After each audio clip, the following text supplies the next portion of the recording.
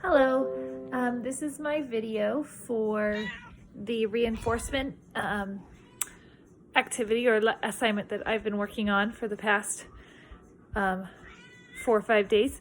Some things that I learned from this experience is that consistent reinforcement really is an important tool, especially when you're wanting someone to exhibit a specific behavior.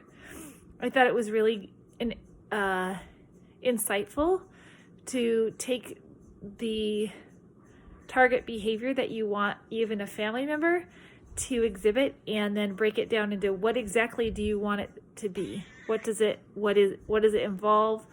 How do you want it to look? What are important factors in that behavior? And then adding to that, what motivates that specific person. So the person that I did this on is my son.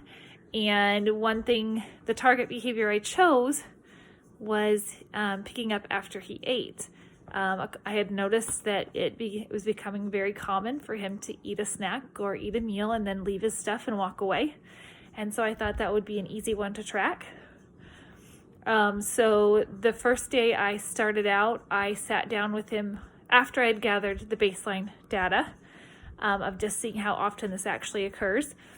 I sat down with him and said, here's what's expected. Here are the choices that you've made as far as what you can earn. So what was expected was I told him that he would need to pick up his plate, his dishes, and the food off of wherever he ate. And he needs to put the dishes in the sink or the dishwasher, the food or away, or any trash in the trash can, and that it had to be done within 5 minutes of finishing eating. And so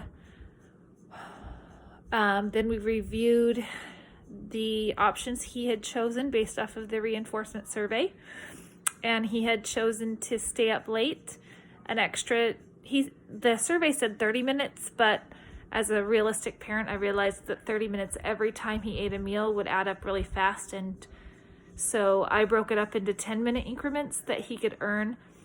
And I told him he could get up to 30 minutes a day. That way we don't have too much extra time. And he was okay with that. And then I also let him choose between the extra time or a candy. And he waffled back and forth. Sometimes he did want the candy, sometimes he didn't, and he wanted the extra time. But I noticed an improvement pretty quickly. And one thing that I wasn't sure of is if I should be reminding him before the meal or if he should be expected to just remember. I did tend to remind him, so I don't know how much that skewed my data, but I did want to point that out. And